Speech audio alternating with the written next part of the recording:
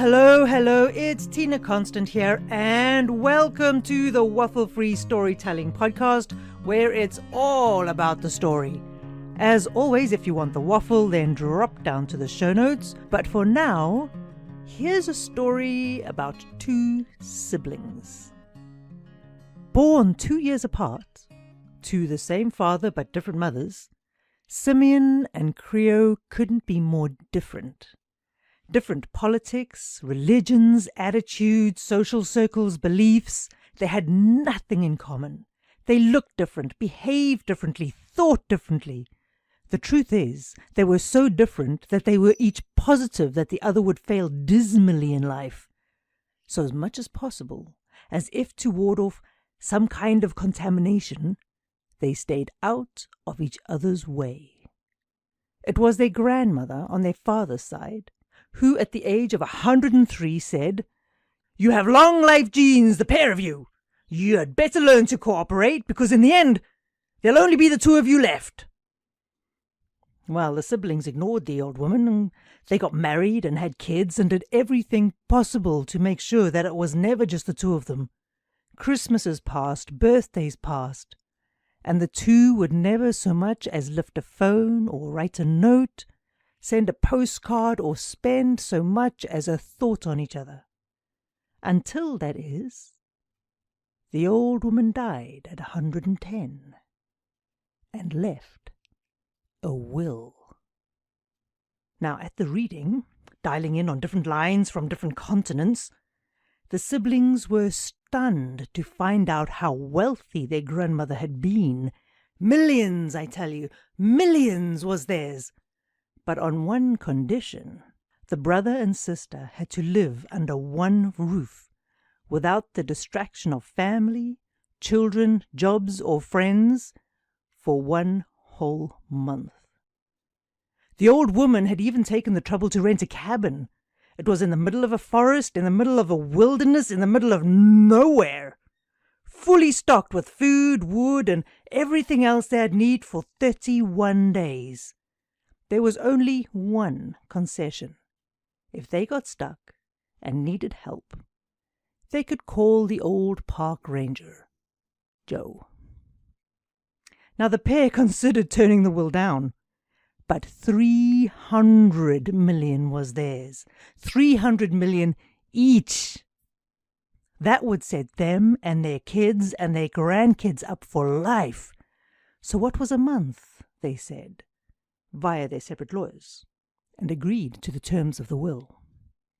Travelling on different planes and driving different cars, Simeon and Cleo arrived at the cabin at the same time, at exactly 1 in the morning.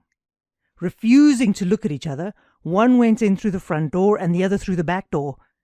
Inside, the siblings dropped their bags and swore. What had their grandmother been thinking? No matter how hard they searched the place, they could only find one of everything. 1 pot, 1 pan, 1 fork, 1 knife, 1 spoon, 1 bed, 1 chair, 1 axe, and 1 blowtorch.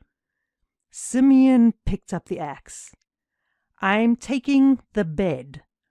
Argue, and I'll end the charade with a letter to your lawyer explaining how you slipped and hit your head on this axe." Cleo picked up the blowtorch and lit the flame. "Your lawyer will be devastated to hear how you burned alive in your sleep."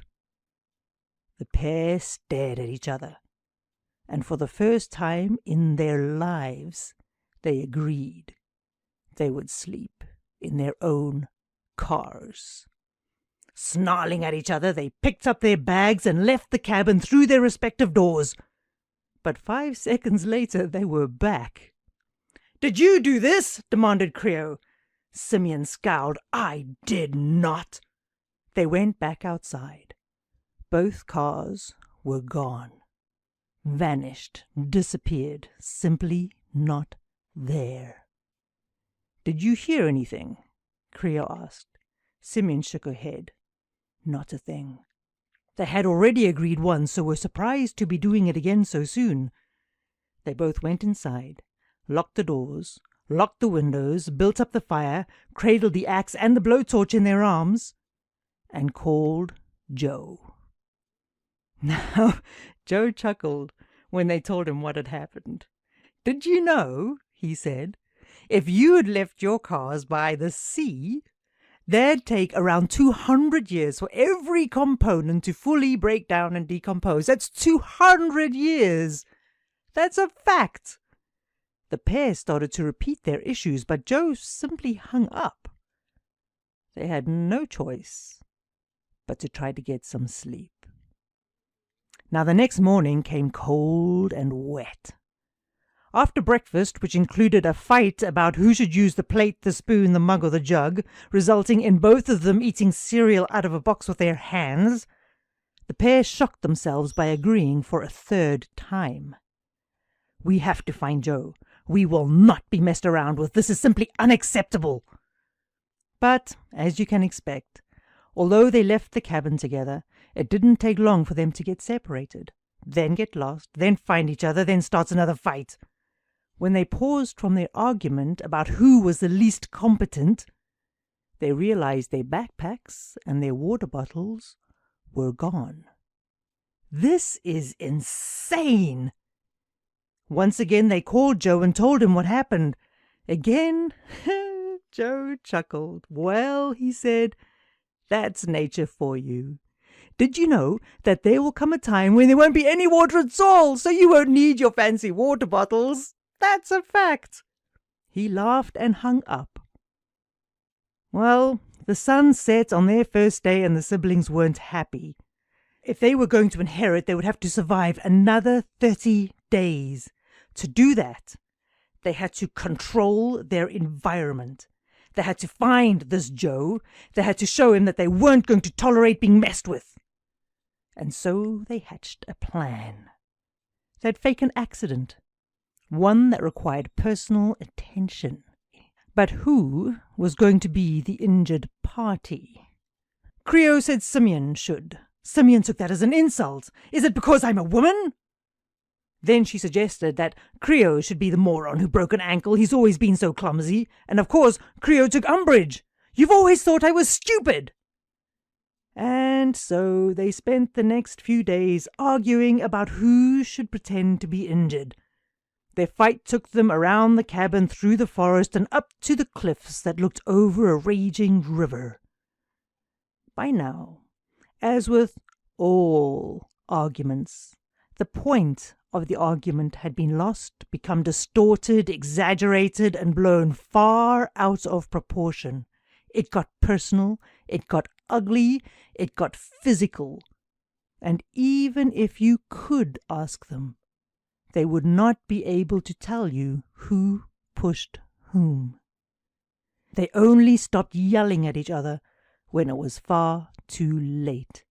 Hanging off the edge of the cliff, dangling dangerously close to certain death, they stared at each other. "Why do you hate me so much?" yelled Simeon. "Because you're spoiled. You got everything handed on a goddamn plate." Creo clung to the side of the cliff. "Why do you hate me?" Simeon wiped water from her face. "Because you're free. You go anywhere you want. You do anything you like. You don't get how trapped I am. And," she said, "I hate your hair." "What a stupid thing to hate. I can't help what I'm born with." And so the fight continued. "I hate how you spend your money. I hate that you've got more money than I do. I hate how you raise your kids. I hate how you vote, how you eat, what you eat, how you think, how you are." Their argument was so thick and hot that they forgot where they were. In order to hit each other, they both let go of the only thing keeping them alive.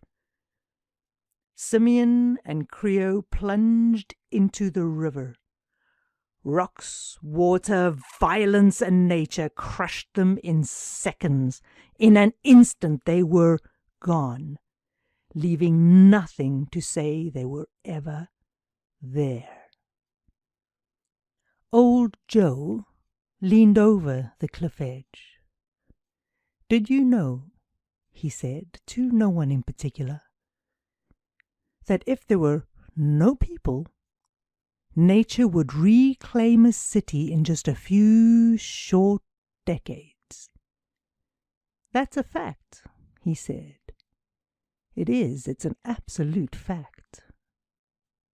Now, at this point, sitting comfortably as you are, you might wonder what happened to the old woman's fortune now that her grandchildren were dead. Well, here's the thing. Like much of the wealth we hold so tight, it never existed. There was no money. The woman was a conniving, manipulative, sneaky, underhand, lying, controlling old bat. She knew how to get the siblings to do what she wanted. She knew that the only thing they'd fight for was money. I can hear her laughing in her grave right now. Fighting over nothing as usual is what she's saying. That'll be what kills the lot of them. And that's it for the Waffle-Free Storytelling Podcast for today. As always, if you want the waffle, then drop into the show notes or go and visit www.tinakonstant.com and come and say hello. In the meantime, have a splendid week. And I'll get you next week for another wild, woolly, and slightly odd coffee break adventure. Have a good one. Bye-bye.